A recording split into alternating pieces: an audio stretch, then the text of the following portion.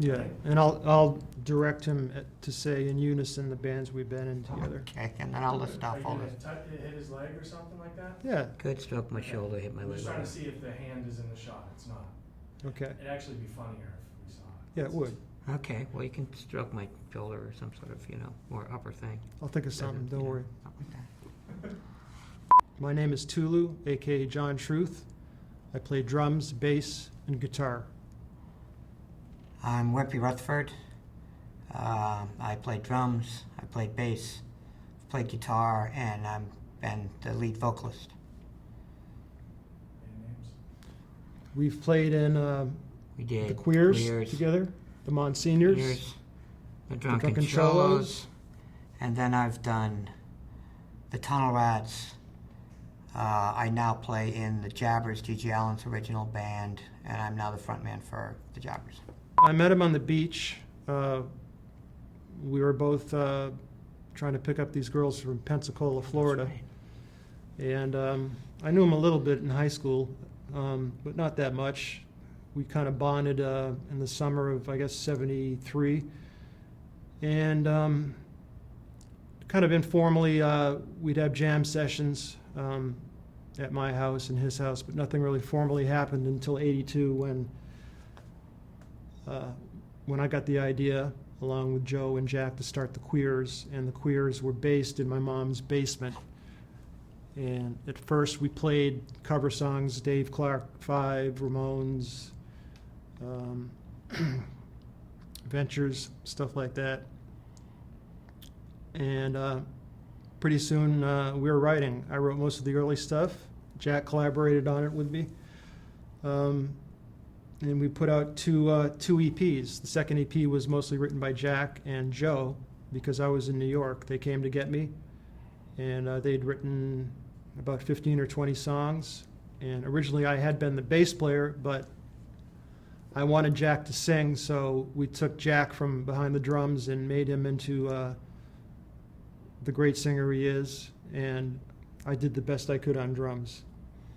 Actually, a couple of the good songs that we wrote were from that trip to go get Scott. Wimpy Drives Through Harlem came from the trip to get you. Noonie in New York came from that trip to get you. That's right.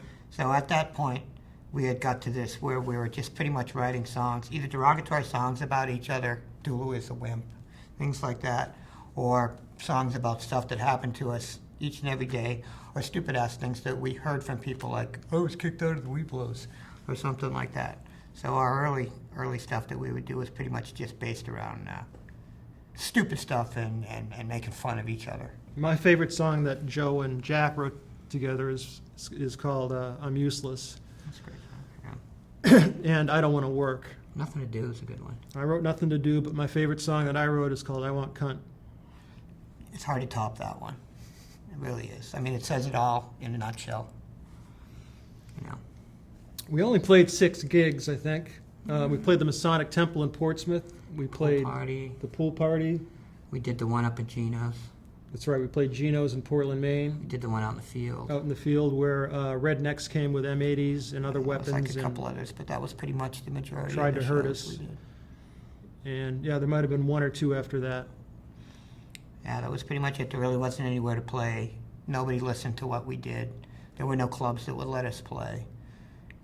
G.G. Allen was like the only other punk rock band in New Hampshire. There really wasn't any other punk rock. And at that point, we would have just been happy to get a gig and back somebody up at the Rat in Boston. That was like our dream, is just to, hey, maybe do a live gig down in the big city. So, but things went a little farther than that. And if you're wondering about the name, it wasn't. Most asked question. Yeah, it's the most asked question. It wasn't really derogatory towards gay people. It was more like in the 50s, if a girl didn't like a guy, you know, she would say, oh, that guy's so queer, you know, and not have anything to do with him. And I sort of saw it as a good label for an outsiders band, which we were. And I think, too, our attitude at the time, being from where we were and not being accepted, was to really piss people off. Definitely. So we figured the Queers would really piss people off. And, well, we are like, the Queers are a lot like, let's just say Jesus was. Well, Jesus didn't do really well in his hometown. Nobody believed him. They said, oh, man, he's just a carpenter's kid. You know, so you're right. We play in Portsmouth, you know, to a few hundred people, and we go and play in Japan to a few thousand. So, yeah, you're right. And I was going to mention if there ever is a rock and roll punk rock Hall of Fame, I guess I'd have to reunite with Joe for a night, you know? Do you think there ever will be? Well, the Punk Rock Hall of Fame? Yeah, a separate Hall of Fame. Where would you put it? Schenectady? Yeah, Schenectady or Platt Yeah. or, yeah. Well, Salt Lake. But would it be right to be inducted into the Punk Rock Hall of Fame? You got a good point there. It would almost be, yeah. Well, you can get inducted and then show up really drunk and make an ass out of yourself. So, yeah, you could show up, get drunk, make an ass out of yourself. So, yeah, it's okay. It's a good question. I guess there'd be a debate. I should mention the Shags, though. I think the Shags are the most important band that ever came out of New Hampshire from Fremont. And they really influenced me more metaphysically than musically. But New Hampshire should really be proud of the Shags, and they should be recognized more than they are. And we were talking earlier about maybe a major motion picture being made based on the Shag story. I really hope it happens. Yes, and I was speaking earlier about how a guy that I used to work with many, many years ago for the state was married to the drummer for the Shags, and always used to tell me about how his wife was in a band, and I was like, yeah, sure, I'm sure she was. And then I came to find out she was actually Helen Wiggin of the Shags. So Frank Zappa was a big fan. Small Charles little Mingus was a big fan. The Velvet Underground, I'm sure, were influenced by the Shags. no doubt. And God bless the Shags. Well, when they played in New York and they did that reunion show, they had like NRBQ as their band. That's right, yeah. So yeah, they got a little respect. Yeah, a little. Yeah, in the Portsmouth music scene, it's come and gone. Early on, when we were first playing in the early 80s, there started actually to be a kind of cool little punk rock music scene here, even though there was nowhere to play. And then it kind of died down again with the sissification of this town. But then again, in the mid-90s, the place called the Elvis Room opened up. And Joe was living here at the time, and we were on Lookout Records. So we were able to get a lot of the Lookout bands that were up and coming at the time and are now really huge, like the Donnas and Screeching Weasel and bands like that, to come and play here, Pansy Division, and come and play here at the Elvis Room. So in the mid-90s, you had all those Lookout bands. You had the Queers playing here. You had the Tunnel Rats playing here, which was a local band that I played in here. You had the Bruisers, which was Al Barr, from Dropkicks. Well, plus it was a good venue for bands that just a good were local up scene. and coming, like Yep. the Guts and Yeah, they were the Groovy- Useless Fucks then. the Groovy Ghoulies and bands like that. Yeah, there was had a lot of good music coming through here for a few years, but then it got shut down, and now the town's limited. Did you say you wanted? I had seen when you were asking about what you wanted to talk about. You said, "What do you guys like, do with your life and stuff now?" There's a very interesting balance because I have an interesting job that balances off against my doing punk rock. So if you want to hear about that, I'll tell you about it. Yeah. He's a ballet dancer. Well, I've given up the night now that my Oh. ankles, I can't do the Oh, ballet I'm anymore. sorry. I'm starting to put some weight on. That's right, now. yeah. So I had to give up the ballet. But during the 90s, when stuff got really tough, I actually went off to New Mexico and lived there for 6 years. And went to college, and I got a degree in soil science. And now I am a soil scientist, a wetland scientist. I'm self-employed. I own John P. Hayes III Environmental Consulting. I am president of the organization called the Soil Scientists of Northern New England. So I have this double life that I lead of doing the punk rock thing and playing out, but I also do this environmental consulting thing. And it's funny, too, because they get a kick out of it. These people in the organizations, they go on the internet and they look my stuff up and my pictures up. He's Oh, a hell of a just going for scientist. president. I'm good now. I know I'm you're good, yeah.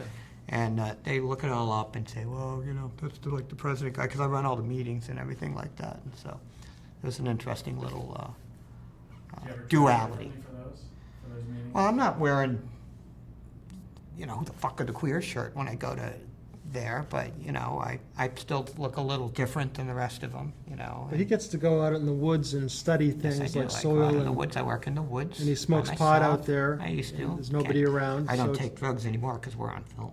perfect But, opportunity at to least go. not till after the film. Okay. But no, it's true, and I will say one of the reasons that I probably got into that field was so that I could take drugs at work, because I knew I'd be out in the woods alone. Out in So the in a woods. way, I guess it's true.